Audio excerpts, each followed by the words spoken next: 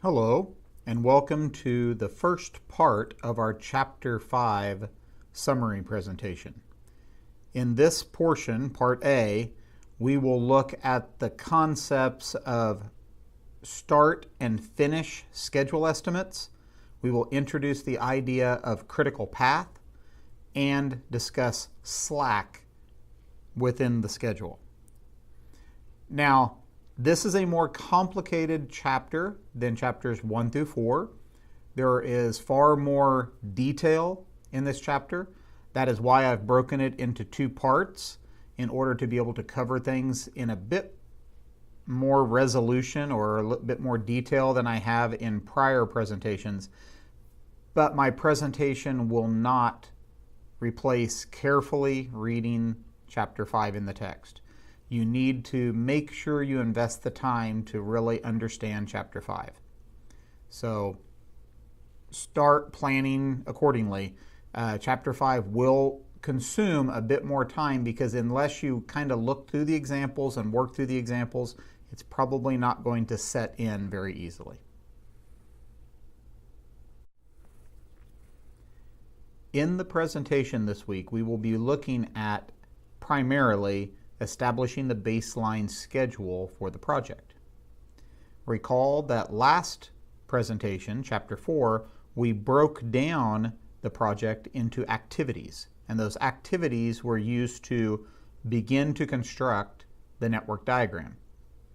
Now we need to add information to that network diagram. One of the key items of data that we want to add is the duration estimate for the activity. The duration estimate goes right here in the lower right-hand portion of the box for each activity in the network diagram. So in this example, varnish the floors has a duration of 5 days or hours, whatever units you're planning on using in your network diagram, but typically it's days. And then moving the furniture back has a duration of only 1 day. Recall again that the item 1 and the item 2 is actually the activity number. That has nothing to do with duration, nor does the arrow length have anything to do with duration. That's simply showing connectivity between the activities. Now, this duration estimate is critical because it's going to be used to essentially construct the overall baseline schedule. So therefore, we want our duration estimates to be as accurate as we can possibly make them, and that means we need to involve all the right people in the process of forming those duration estimates. Now we will step through procedurally the process of generating the baseline schedule. We will then look at it in actual diagram form. The first step is really to establish an estimated start time for the project and a required completion time for the project.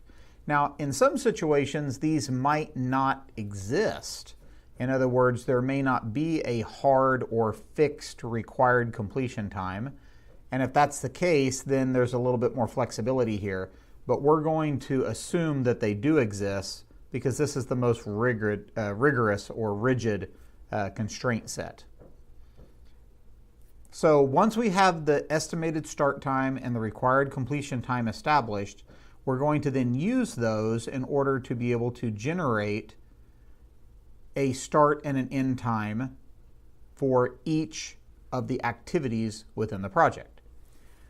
The earliest start time that's denoted the ES time, the earliest start time, is the earliest time at which a particular activity can begin due to the requirements of prerequisite tasks, as you will see in a moment. The earliest finish time is the estimate of the earliest time at which a particular activity can be completed. And once you know the earliest start, the ES, you can add on to it the duration of the activity, and that gives you the EF. So these things are interrelated. They're not, completely independent. EF is equal to ES plus duration. So earliest finish is equal to earliest start plus the duration estimate. As you can see, these are going to start tying together. And so with the prerequisite chains on activities, when maybe 3 or 4 different things must be done before the next task can start, whichever one of those prerequisite tasks ends latest, it's going to form kind of the weakest link as to when the next task can begin. Okay? The ES time for an activity must take into account the fact that all prerequisite activities have to occur before it can go on. So therefore, the earliest start time for any activity, as stated in this last bullet, cannot be earlier. It has to be later than or equal to the earliest finish time of all the prerequisite activities leading into that activity. Now that's a lot of words. They're important words, but that's a lot of words that will make more sense when you see the diagram in just a few slides. Now, in a very similar way, we're going to talk about latest finish and latest start. Remember, the last slide was earliest finish, earliest start. Now we're talking latest finish, latest start. The latest finish time is the latest time, the absolute latest, that an activity must be finished in order to allow the entire project to be completed by the necessary completion time. The latest start time has to lead the latest finish time by the duration estimate. So again, we see this same relationship. The latest start is equal to the latest finish minus the duration estimate. The latest finish time for any particular activity must be the same as or earlier. That's a key word, or earlier than the earliest of all the latest start times for things emerging from, not feeding into, emerging from. Now that's a little confusing. Let me run through that one more time. When we're doing latest finish and latest starts, we basically work the diagram backwards. Hold on for the next diagram, it's going to make a little bit more sense. But we're working from right to left when we're dealing with the latest finish and latest start. We're working from left to right when we're doing the earliest finish and earliest start. So therefore, now, since we're working right to left, we're concerned about the things coming out of the activity, not things going into the activity. Let's move to the next slide so we can actually see the example, and I believe this will make a lot more sense. We're going to start simple with a very limited network diagram, and then we're going to go to a slightly bigger case so you can see how this all works out. The top portion of this slide is focusing on earliest start and earliest finish. Okay? So for earliest start, earliest finish, we're only dealing with this portion of the slide. We work from left to right. So you'll notice that this task, and this task all have an earliest start of 0 because these are the starting activities for the project. So they all have the same earliest start time. Now, these tasks have different durations. Practicing the skit is a duration of 5, making costumes is 10, and making props is 4. So remember that the earliest finish is equal to the earliest start plus the duration estimate. So therefore, if this is 0, this has to be 5. If this is 0, this is 10. If this is 0, this is 4. Because we have duration estimates of 5, 10, and 4. So the earliest start and earliest finish go above the block. That's important. Things above the block are the earliest schedule times.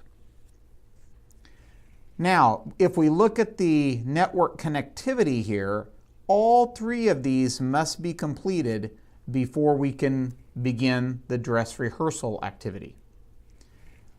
The earliest this can be finished is 5, the earliest this can be finished is 10, and the earliest this can be finished is 4. Since all 3 have to be finished before the dress rehearsal can occur, whichever one of those is largest will control the process. So since the earliest finish time of 10 is the largest, that becomes the earliest start time of the next activity in the path. So the dress rehearsal cannot begin before a time of 10 or on the 10th day, and it has a duration estimate of 2, so its earliest finish would be a time of 12. So you can see that we work from left to right, building the times above each block or each activity in the network diagram.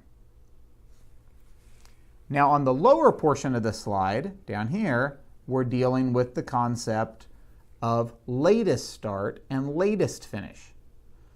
For these, we reverse the process and we work right to left. So you will see that this has a latest finish of 30 and this has a latest finish of 30.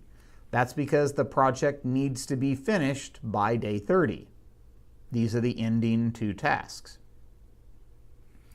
Now, this has a duration estimate of 10, so the latest start is equal to the latest finish minus the duration estimate. So 30 minus 10 gives us our 20. Here we have 30 minus 5 gives us 25. In the upper portion of this slide, whichever one of these earliest finishes was largest, it went on to the next activity. Remember, we're reversing the process. Everything kind of works backwards. So now, whichever one of these is smallest, we have 20 and we have 25, the 20 comes over here as the latest finish for the prior activity. That prior activity being printing posters and brochures. It has a duration of 8. 20 minus 8 means its latest start time would be 12. So it's very similar logic, but it's basically reversed since we're working from the right to the left instead of the left to the right.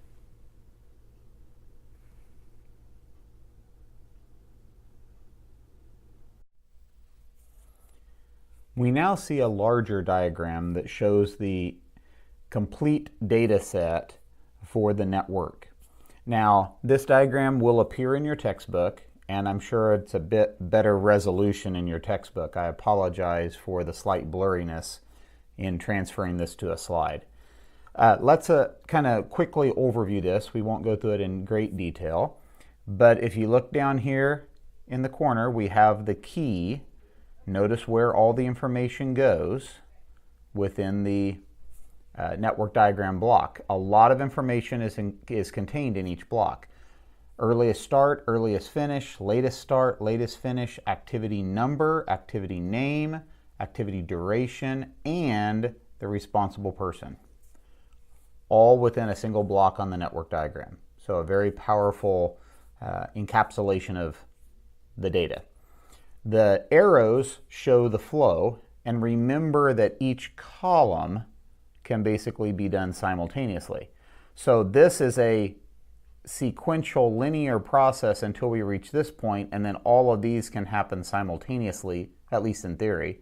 These can happen simultaneously, and then we go back to a linear flow for the project.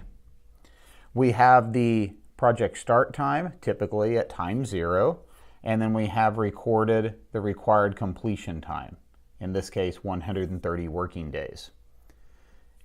All of that information is needed in order to be able to compute the earliest start, earliest finish, latest start, and latest finish as we've discussed before. Spend a little time examining this diagram. We've explained how to reach each one of these numbers on the prior slide, So now use this diagram to see if you can make sense of each one of the numbers on this particular network diagram. We are now going to introduce a new concept known as slack. Slack has to do with measuring if the project can be completed to meet the goals of the baseline plan and to satisfy the customer's needs. Now, the total slack can be computed for each activity by looking at the difference, right here, the difference between the latest finish minus the early finish, or you can use the latest start minus the earliest start. They're going to give you the same answers for each individual component. So you will see here, let's take one particular task. We'll take task number 1. You notice that the latest start is -8. The earliest start is 0. So -8 minus 0 gives you a -8. Now let's do it the other way. The latest finish is -5. The earliest finish is 3. So -5 minus 3 gives you the same -8. So you'll get the same answer either way if you use LF minus EF or LS minus ES. Now, a negative total slack for an activity means that we're in trouble. It's the amount of time that we're going to have to figure out how to accelerate things in order to actually meet the goals of the project. Now, you'll notice some have positive slack. Here's the data development and analysis software task. This one, latest finish is 100, earliest finish is 50, so 100 minus 50, we have a positive slack of 50. That means we have 50 days of give in the schedule, and we could still get this done on time for that particular activity. Now, obviously, the entire project has to get done on time. And so if we have negative slack on some activities, that's going to be a problem. We are going to have to address that. Now, you may ask yourself, well, why would you set up a network diagram that has negative slack? Keep in mind how this has been done as you think back to the prior slides. We have a required completion date, usually negotiated with the customer. You then have broken down the project into activities, and you've estimated the duration of those activities. And of course, you have a start date for the project that's just forced by reality. You can't go back in time and start it earlier. Often, it will turn out that based on the durations of the activities and the time allowed for the project, it may not initially appear possible to get the project done. Now, what we're going to talk about in subsequent slides is the idea of accelerating things. There are things we can do to shorten the duration of an activity and thereby eliminate the negative slack. But at this stage, we're simply identifying the negative slack in the project so that we know where we need to focus our efforts as a project manager. Remembering what was on the past slide, the table of negative slack, we are now going to put that information into the network diagram, so to speak. We call this adding the critical path or paths to the project. Now, if you remember the slide that was just prior, activities 1, 2, 3, 4, 6, 9, 11, 12, and 13 all had negative slack. Those are now shown here on the network diagram using the shaded blocks. Your textbook has the same figure, so you will maybe want to look at it for higher resolution. This path through the network diagram represents the critical path where attention must be focused primarily in order to get the project done on time. In large network diagrams, for large projects, it will likely happen that you will have multiple paths initially that have negative slack. And so you may have more than one path through this large network diagram that you need to shade. All of those are critical paths because any path that has negative slack is a critical path. The longest of those is the most critical path, okay? Obviously, that's the one that has to have the greatest attention placed on it, but fixing one negative path and ignoring one or two others will not get the entire project done on time. So all the paths with negative slack need to be addressed.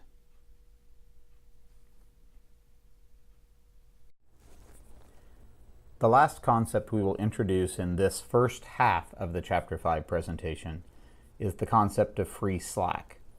Now this can be a bit confusing because free slack only exists when you have multiple activities flowing into another activity. Free slack is defined as the relative difference between the total slacks of those multiple activities that are feeding into a common activity. It is what it means, I guess, I'm trying to think of how to say this. What it means is how much can an activity be delayed without any impact on the project. So for instance, if you were to flip back a couple of slides or look in your book at the chart, I believe you can look at this on page 163 and 164. If you look at activities 5 and 6, they both feed into activity 9. So we have two activities feeding into a common activity. So let's examine 5 and 6. 5 has a total slack of 0. 6 has a total slack of -8. The relative difference between those two is 8 working days. So what this means is activity 5 could be delayed by 8 days and it would have no impact on the project because it's at the same level as activity 6, and activity 6 is going to be longer in duration or delayed due to other issues. And so therefore, activity 5 can be delayed by the free slack amount of 8, and it really has no impact on completion of the project. So free slack, also sometimes called free float, is basically how much ability you have to delay a task and focus your efforts elsewhere in order to speed things up in one area and not fall behind in another area. So understanding the free slack on each individual component helps you better decide how to deploy your limited resources and your limited time and attention.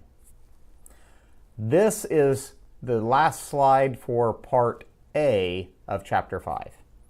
Chapter 5 is a more involved chapter, and so I'm breaking it into two presentations.